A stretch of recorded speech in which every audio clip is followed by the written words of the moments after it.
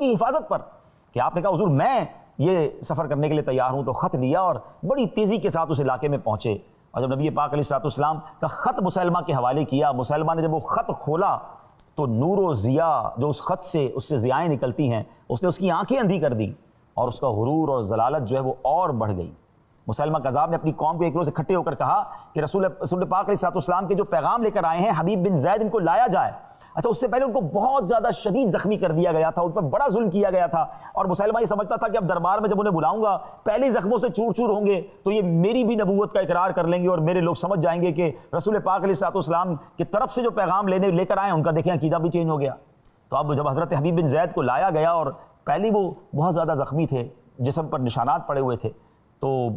مسلمہ کو تو یہ امید تھی کہ مجھ پر ایمان لے آئیں گے، تو مسلمہ کذاب نے بڑے کر و فر کے ساتھ کہا کہ تم یہ شہادت دیتے ہو کہ محمد رسول اللہ صلی اللہ علیہ وسلم اللہ کے رسول ہیں؟ حبیب بن زید نے کہا کہ ہاں میں بالکل گواہی دیتا ہوں کہ محمد رسول اللہ صلی اللہ علیہ وسلم اللہ کے رسول ہیں۔ جب یہ سنا تو اس کا چہرہ کا رنگ بدلنے لگا، مگر کہتا کیا تم یہ بھی گواہی دیتے ہو کہ میں بھی اللہ کا رسول ہوں؟ حضرت حبیب بن زید کہتے ہیں کہ میں تو بہرا ہوں، میں سنتا ہی نہیں، مجھے تمہاری آواز نہیں آ رہی ہے۔ جب یہ کہا تو مسلمہ کو تو جس کو کہتے ہیں کاٹو تو خون نہیں، سارے دربار میں ذلیل و رسوا ہو گیا کہ یہ کیسے سرکار علیہ السلام کے امتی ہیں کہ اتنی مار کھانے کے باوجود بھی ان کا عقیدہ ذرا سا ایک انچ بھی آگے پیچھے نہیں ہوا۔ اللہ اکبر۔ اب اس نے اپنے جلاد کو بلایا کہ فوراً ان کا ایک ہاتھ کاٹ دو، تلوار مارو انہیں۔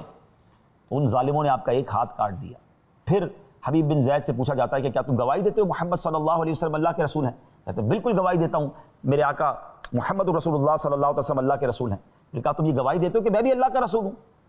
حضرت حبیب بن زید کہتے ہیں مجھے تمہاری آواز نہیں آ رہی ہے، میں تمہاری آواز سننے سے قاصر ہوں۔ پھر غیظ و غضب میں آ گیا، دوسرا بازو بھی کاٹ دیا گیا، پھر سوال کیا گیا، پھر یہی جواب ملا، ایک ایک کر کے آپ کے جسم کے اعضاء کاٹ دیے گئے۔ مگر قربان جائیے حضرت حبیب بن زید رضی اللہ عنہ کے ایمان پر، عقیدہ ختم نبوت پر کیسی مضبوطی ہے کہ وہ بوٹیاں کرتے رہے، وہ آپ کے جسم کو کاٹتے رہے، آپ شہید ہو گئے، مگر آپ کے پایا استقلال میں، آپ کے ایمان میں ذرہ برابر بھی فرق نہیں آیا۔ سرکار دو عالم علیہ السلام کو جب یہ اطلاع ملی کہ حضرت حبیب بن زید شہید ہو گئے ہیں، آپ نے بڑا صبر کا مظاہرہ کیا، کیونکہ اللہ تبارک و تعالیٰ نے آپ کو یہ خبر دے دی تھی کہ مسلمہ کذاب کا آگے جا کر انجام کیا ہونا ہے۔ ناظرین، اس واقعے سے جہاں حضرت حبیب بن زید رضی اللہ تعالیٰ عنہ کی قربانی، آپ کا صبر، اسلام